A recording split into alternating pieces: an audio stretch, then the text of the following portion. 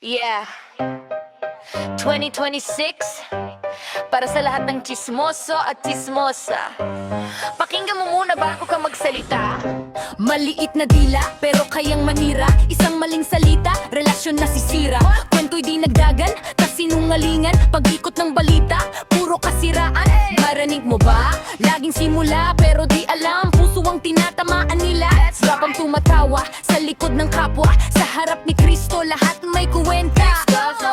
Bago magsalita, isipin muna kung makakasakit. Manahimik ka, mas mabuting magdasal kaysa magkalat. Pag-ibig ni Kristo ang dapat ipahayag. Ang dila, gamitin sa papuri, hindi sa chismis na puno ng pototik. At di magsalita ng buhay, huwag lang paninira. Si Jesus ang laman ng ating salita. Ang dila, gamitin sa papuri, hindi sa chismis na puno ng pototik. At di magsalita ng buhay, huwag lang paninira. Si Jesus ang laman ng ating salita.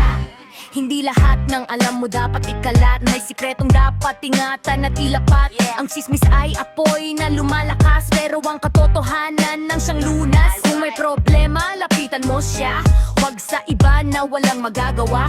Ang tunay na Kristiyano, hindi mapanira, kundi tagapagpagaling na sugat ang diwa. Let's go!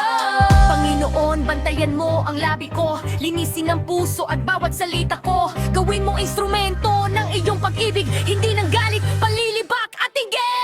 Ang dila, gamitin sa papuri, hindi sa chismis na puno ng putotik. At di magsalita ng buhay, huwag lang paninira. Si Jesus ang laman ng ating salita. Ang dila, gamitin sa papuri, hindi sa chismis na puno ng putotik. At di magsalita ng buhay, huwag lang paninira. Si Jesus ang laman ng ating salita.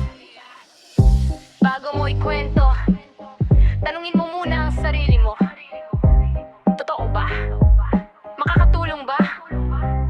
Magbibigay ba ito ng kaluwalhatian sa Diyos? Kung hindi, lahimik at hayang si Jesus ang magsalita sa pamamagitan mo.